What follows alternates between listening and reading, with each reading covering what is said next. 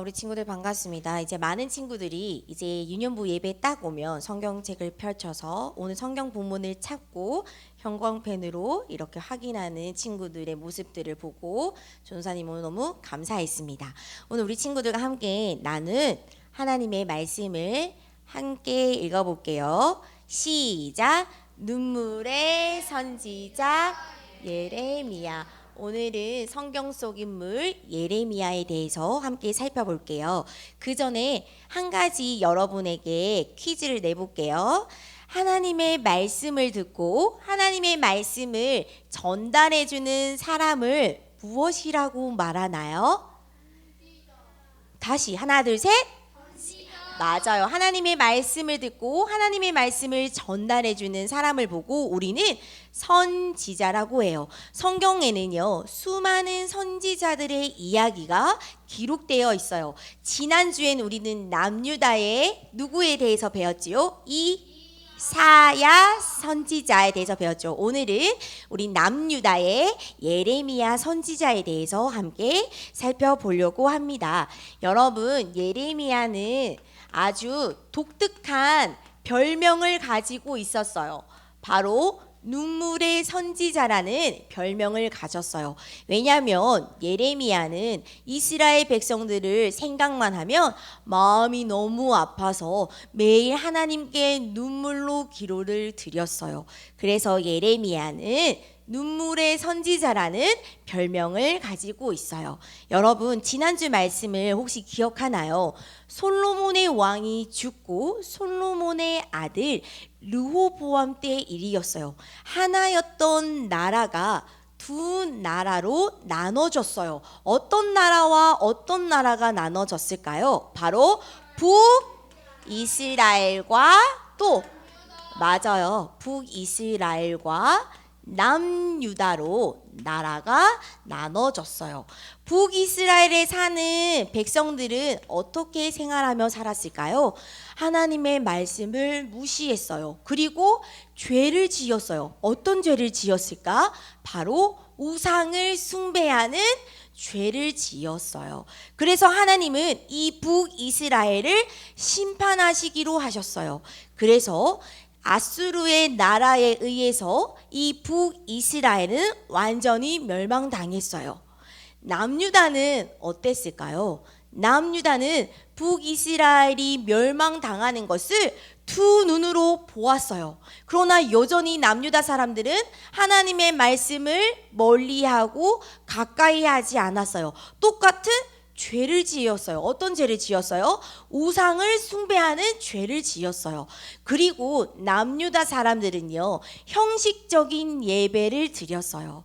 교회를 가서 하나님의 말씀도 듣고 우상도 섬겼어요. 그 이유는 무엇이냐면 내가 힘든 일을 당할 때, 내가 어려운 일을 당할 때 하나님이 나를 도와주실 거라고 생각해서 우상도 섬기고 그냥 교회에 가서 형식적인 예배를 드렸어요. 하나님은 이러한 남유다의 백성들의 모습에 기뻐하지 않았어요. 거짓 예배를 기뻐 받으시지 않으셨어요. 하나님은 결심하셨어요. 남유다도 멸망시키기로 결심했어요. 그러던 어느 날 하나님께서는요, 바로 예레미야에게 나타나 말씀하셨어요. 예레미야에게 나타났던 말씀이 오늘 읽었던 예레미야서 1장 5절 말씀이에요. 하나님은 예레미야에게 이렇게 말씀하셨어요. 나는 네가 엄마 뱃속에서 태어나기도 전에 너를 알았어. 내가 너에게 아주 특별한 일을 맡길 거야.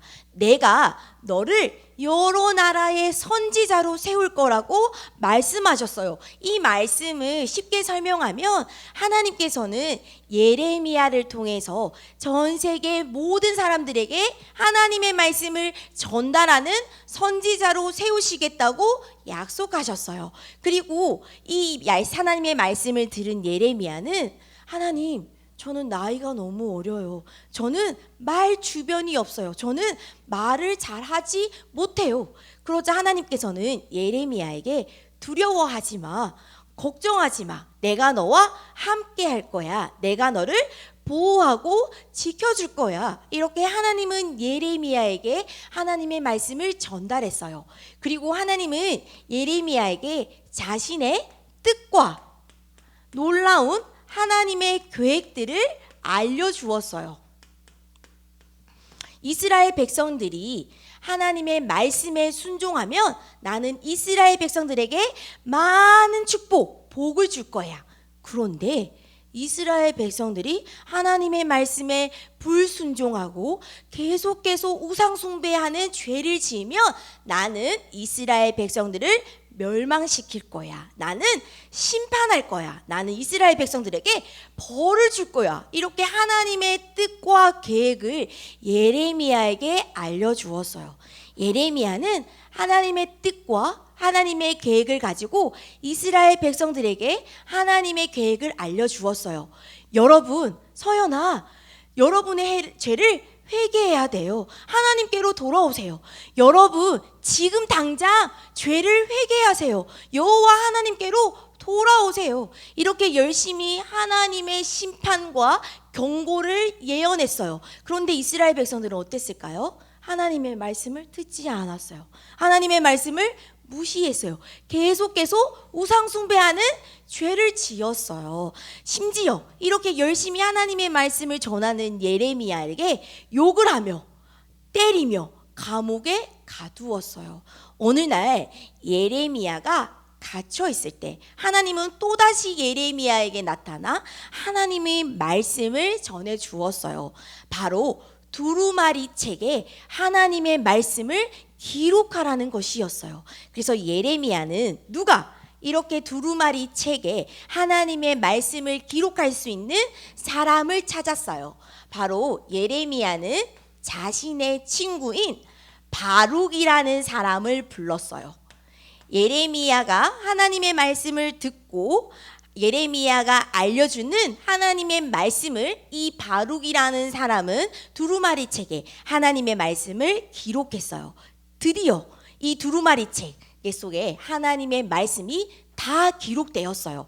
사실은 예레미야가 성전에 가서 백성들에게 하나님의 말씀을 전해줘야 되는데 지금 예레미야는 갇혀 있어요.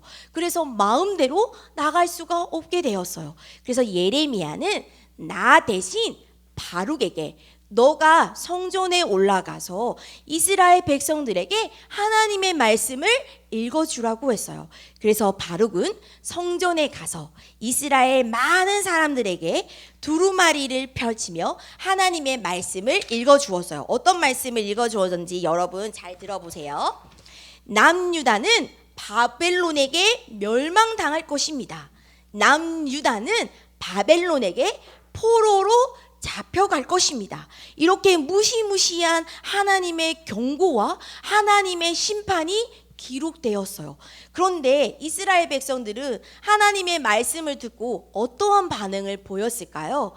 똑같이 하나님의 말씀을 무시했어요. 하나님의 말씀을 집중해서 듣지 않았어요. 계속 죄를 짓게 되었어요. 이 두루마리 책에 기록된 하나님의 말씀이 적혀졌다라는 소문이 나기 시작하였어요. 이 소문이 왕까지 들리게 되었어요. 그때 당시에 남유다를 다스리는 왕이 있었어요. 바로 여호야김이라는 왕이었어요.